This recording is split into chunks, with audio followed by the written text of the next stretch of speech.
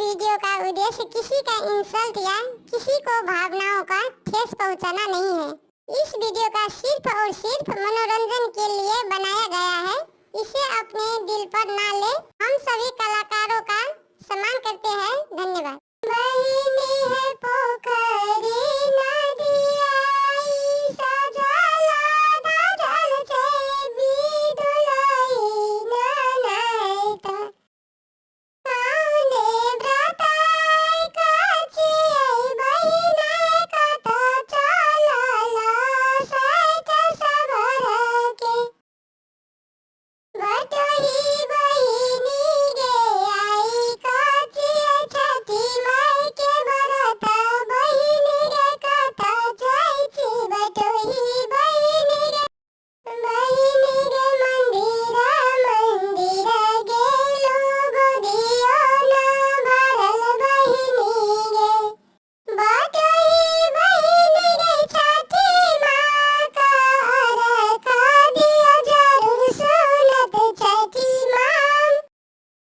छठी माँ का महिमा जगे माँ पार बहिनी गे करू छठी माँ के बारात छठी मैया सुनता जरूर पवित्र मनसा छठी माँ के रख दियो बटोही बहिनी गे छठी घाट चलो छठी मैया सुनता छठी मैया का रख दियो छठी मैया सुनता जरूर छठी मैया सुनता जरूर साले भर में गोदिया भैरा जाता छठी मैया सुनता जरूर छठी माँ का महिमा जगे में अपार बहिन गे नीरजल निराहारा व्रत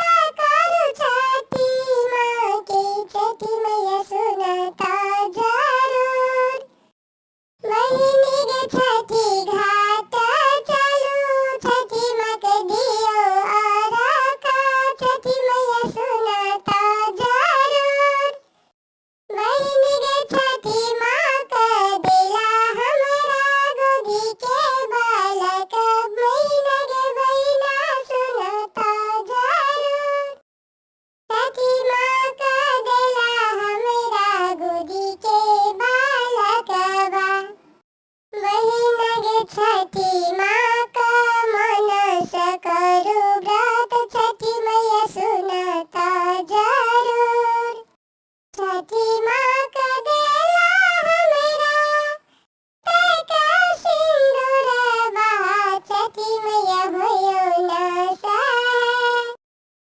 बटही बहिनी करू छठी माँ व्रत छठी मैया सुनता जरूर छठी माँ के व्रत करू छठी माँ लालसा देता पुराई गे बहिनी छठी माँ के महिमा जगे में अपार छै गे बहिना छठी मैया सुनता जरूर करू छठी माँ व्रत बसे छठी माँ के रख दियो छठी मैया सुनता जरूर।